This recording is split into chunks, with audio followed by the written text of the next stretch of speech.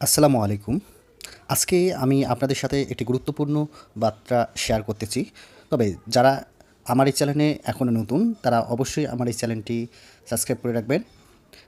তো মুক্তিযুদ্ধ এই সরকার শেখ হাসিনা সরকারের আমলে যারা মুক্তিযুদ্ধ হয়ে মুক্তিযুদ্ধ সন্তান হয়ে চাকরি পেয়েছেন, তাদের তালিকা হচ্ছে। তাদের ভাগ্যে কি আছে বলা যাচ্ছে না। সরকার বাদ দিতে পারবে না তাদের চাকরি। তবে তাদের একটু উপরে একটু চাপ থাকবে। সেইভাবে যে তারা এখন তালিকা তৈরি করার চেষ্টা করতেছে। মানে মুক্তিযুদ্ধ সন্তানদের কারা, কারা চাকরি পেয়েছে এই সরকারের আমলে, সেই তালিকা তৈরি করতেছে তত্ত্বাবধায়ক সরকার। তাদের ভাগ্যে কি আছে বলা যায় না। তো সে বিষয়ে আমি আজকে একটি আম বার্তা আপনাদের কাছে শেয়ার করতেছি। তাই ভিডিওটি না টেনে সম্পূর্ণ দেখবেন।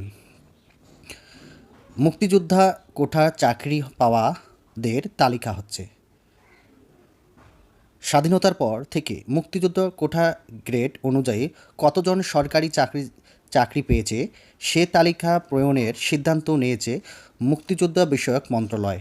পাশাপাশি মুক্তিযুদ্ধ ৩০ লাখ শহীদদের তথ্যভিত্তিক পরিসংখ্যান তৈরি, অমুক্তিযোদ্ধা শনাক্তের বীর মুক্তিযোদ্ধার নথি যাচাইসহ একগুচ্ছ সিদ্ধান্ত নেওয়া হয়েছে।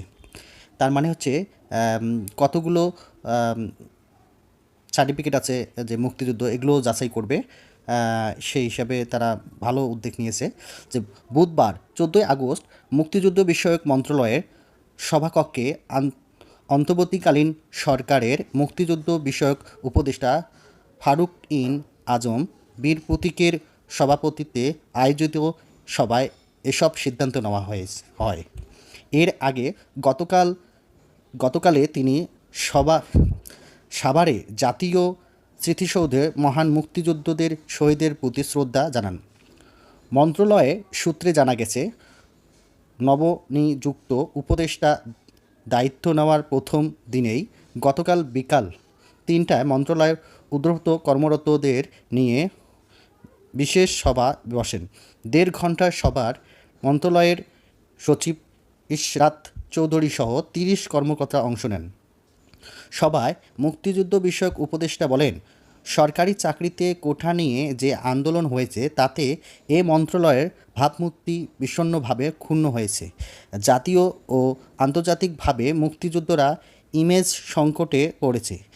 তিনি মুক্তিযোদ্ধা কোঠার আওতায় কত ভাগ মুক্তিযোদ্ধার সন্তান চাকরি পেয়েছে এর তালিকা রয়েছে কিনা মন্ত্রণালয়ের কাছে জানতে চান। সচিব জানান, এমন তালিকা নেই, তবে জনপ্রশাসন সহ অন্য মন্ত্রণালয়ের তথ্যের আলোকে তালিকা প্রণয়ন করা সম্ভব। এরই ধারাবাহিকতা ফারুক আজম বলেন, প্রচালিত আছে মুক্তিযোদ্ধাদের ৩০ লাখ মানুষ শহীদ হয়েছে। গবেষণার আলোকে এটি তথ্যভিত্তিক হওয়া উচিত। তিনি আরও বলেন, অনেকে বলেন ২ লাখ নারীর সমন্ত্রমের বিনিময়ে বাংলাদেশ স্বাধীন হয়েছে। এটি এভাবে বলা ঠিক নয়, কারণ নারীর সমর্পণ কখনো বিনিময় হতে পারে না। একজন নারী সমর্পণ অনেক গুরুত্বপূর্ণ। বীর মুক্তিযোদ্ধার তালিকা বিষয়ে উপদেষ্টা বলেন, জনমনের ধারণা রয়েছে ওই তালিকা ভুয়া মুক্তিযুদ্ধ রয়েছে। এ নিয়ে প্রায় বিভিন্ন মহলে আলোচনা হয়। অনেক প্রকৃত মুক্তিযোদ্ধা আবেদন করেও মুক্তিযোদ্ধারা তালিকা গেজেটভুক্ত হতে পারছেন না বলে অভিযোগ রয়েছে। এ বিষয়ে মন্ত্রণালয়ের ভূমিকা জানতে চান তিনি। তখন সচিব বলেন, বীর মুক্তিযুদ্ধ তালিকা প্রণয়ন, যাচাই বাছাই, অমুক্তিযোদ্ধাদের বাতিল করা সহ সার্বিক বিষয়ে জাতীয় মুক্তিযুদ্ধ কাউন্সিল সিদ্ধান্ত নিয়ে থাকেন। তারা যে সিদ্ধান্ত নেয় এর আলোকে মন্ত্রণালয় গেজেট প্রকাশ করে। জামুকার ৮ সদস্যের বোর্ড রয়েছে।